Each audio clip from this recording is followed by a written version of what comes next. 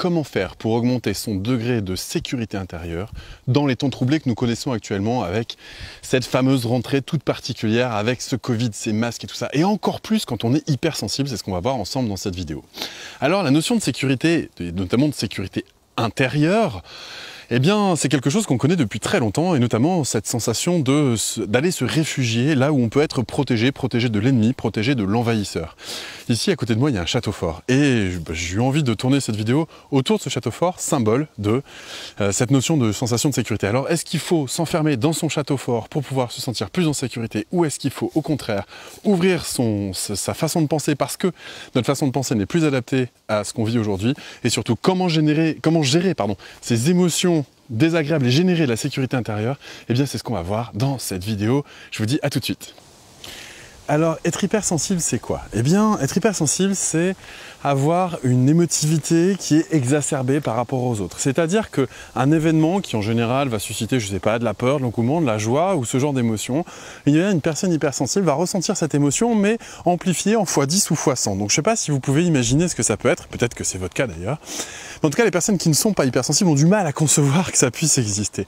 Alors, quand on est hypersensible et qu'on est dans une configuration comme celle qu'on connaît actuellement, avec cette histoire de masque, de Covid, de peur, d'un ennemi, et donc on aimerait, en plus il est invisible, on aimerait pouvoir s'en protéger, eh bien, qu'est-ce qu'on fait? On a envie de pouvoir se protéger.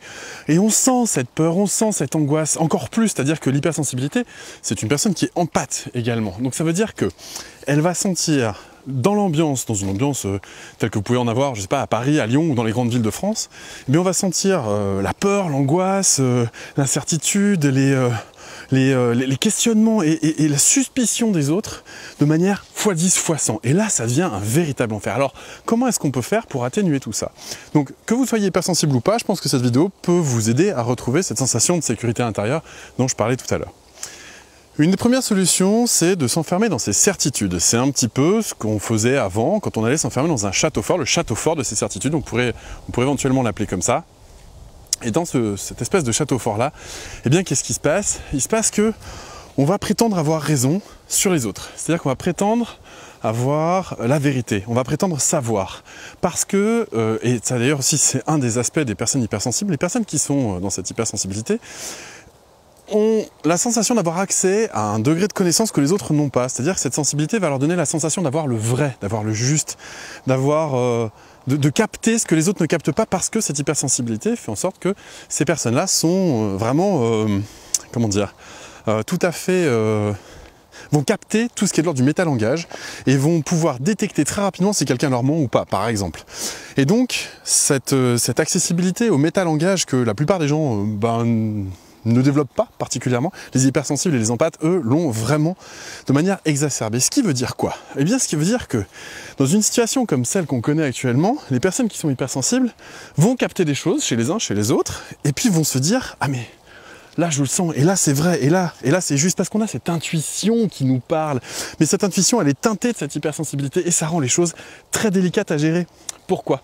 Eh bien parce que quand on a cette sensation d'avoir le juste et le vrai, mais qu'on est dans un biais cognitif, c'est-à-dire une façon de penser qui ne prend pas en compte le reste, et où on est enfermé dans le château fort de ses certitudes, eh bien ça commence à être très compliqué de faire la part des choses et de mettre son mental en route pour pouvoir regarder ce qui est observable, mesurable et quantifiable et prendre une décision en conscience. On va prendre une décision qui va être en mode réaction, basée sur une sensation instinctive, qui va être très souvent, mais très souvent drivée par des peurs. Alors, comment est-ce qu'on peut faire dans ces cas-là pour pouvoir s'en sortir de manière sereine et d'augmenter son degré de sécurité intérieure? Alors, il y a en effet cette possibilité de s'enfermer dans ses certitudes. Ça augmente la sensation de sécurité intérieure de manière temporaire en tout cas. Parce que quand on regarde les autres qui portent le masque si nous on n'a pas envie de le porter, ou qui ne portent pas le masque si nous on a envie de le porter, eh bien on va se dire cette personne a tort, et on va se transformer en mini-gendarme et on va lui donner, on va lui asséner nos vérités parce qu'on est vraiment empli de nos certitudes à ce moment-là.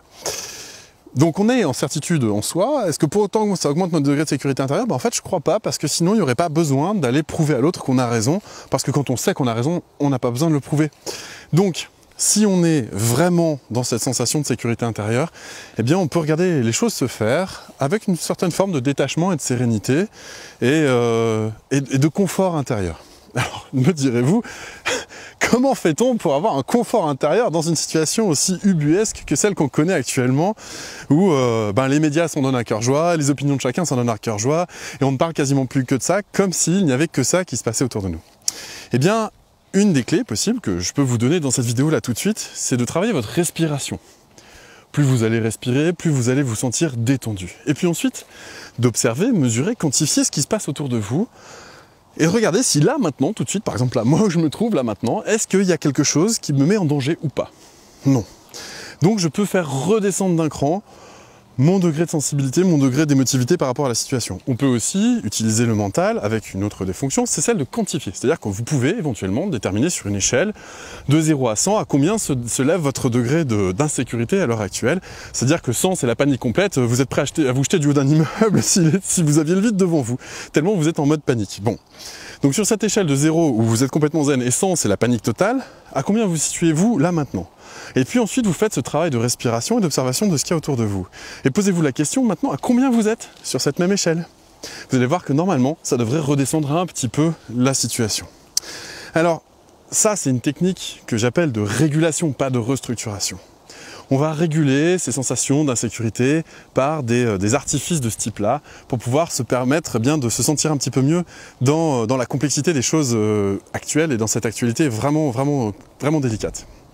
Et puis, il y a une autre possibilité, c'est celle de commencer à travailler sur la restructuration de son propre système. Et pour ça, je ne connais pas d'autre chemin personnellement que celui d'aller à l'encontre de ce qui est désagréable en nous, de ces émotions qui sont compliquées, désagréables et pas pour autant dangereuses. C'est-à-dire que là, actuellement, est-ce que vous vivez un réel danger ?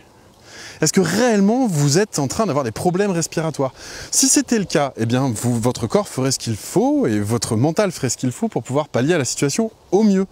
Là, ce qui vous fait peur, c'est la prévention de cette situation. Mais dans la situation actuelle, eh bien, si vous regardez cette vidéo, a priori, c'est que c'est pas le cas. En tout cas, je vous le souhaite. Donc, dans la situation actuelle, est-ce que vous êtes véritablement en danger ou est-ce que vous êtes dans une perception de danger? Et là est toute la différence entre la perception et la réalité. Vous êtes dans une réalité qui est observable, mesurable, quantifiable, et vous êtes dans une perception qui, elle, vient de vos sensations intérieures. Alors pour pouvoir calmer un petit peu le jeu et restructurer cette façon de voir les choses, ce que je vous conseille de faire, c'est de développer la conscience de ce qui vit en vous.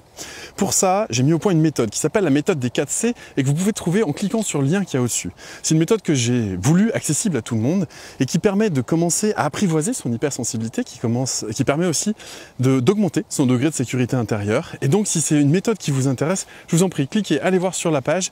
Vous allez avoir toute la description de comment fonctionne la méthode. Et c'est simple, c'est efficace, il n'y a pas besoin de sortir de Saint-Cyr, comme on dit, pour pouvoir mettre en place cette méthode. C'est une méthode qui peut vous accompagner au quotidien et qui peut vraiment vous aider à commencer à réguler votre système intérieur sans forcément vous enfermer dans un château où il y a des croyances qui parfois sont désuètes. Et notamment, la croyance suivante, c'est que ce qui est désagréable n'est pas forcément dangereux. Or, quand on est hypersensible, dès qu'on vit quelque chose de désagréable, on a envie de le fuir tout de suite parce qu'on croit qu'on est en danger. Mais est-ce que c'est un danger réel ou est-ce que c'est un danger perçu? Là est toute la différence et j'espère que cette vidéo va vous permettre de relativiser les choses. Parce que quand on fait redescendre d'un cran, eh bien, on a plus de capacité cérébrale disponible pour analyser la situation et prendre une décision en conscience et non pas sous le fait d'une impulsion ou d'une émotion forte qui se dégagerait de nous. Et à ce moment-là, eh bien, forcément, la réaction est en général plus adaptée notre attitude est plus adaptée que si on était en réaction à un danger immédiat, réel, où il fallait tac, vite réagir très vite en système d'urgence. Voilà, j'espère que cette vidéo vous inspire. N'hésitez pas à vous en inspirer et pourquoi pas à faire en sorte que d'autres personnes puissent s'en inspirer si vous l'avez trouvé utile. En tout cas, je vous remercie de m'avoir suivi. Je vous souhaite de ne pas rester enfermé dans vos certitudes qui sont parfois en ruine, qui sont parfois désuètes, qui sont parfois pas adaptées à la situation, et de faire évoluer vos capacités en fonction de ce qu'il y a réellement autour de vous, et non pas de ce que vous percevez en fonction de croyances qui sont anciennes, un petit peu comme si vous alliez vous enfermer dans ce château fort de vos croyances, qui parfois n'est pas adapté à la situation, émane de votre passé, de votre enfance, dans laquelle les choses étaient complètement différentes d'aujourd'hui. Sur ce, je vous souhaite une excellente fin de journée, merci de m'avoir suivi, je vous dis à très bientôt, ciao.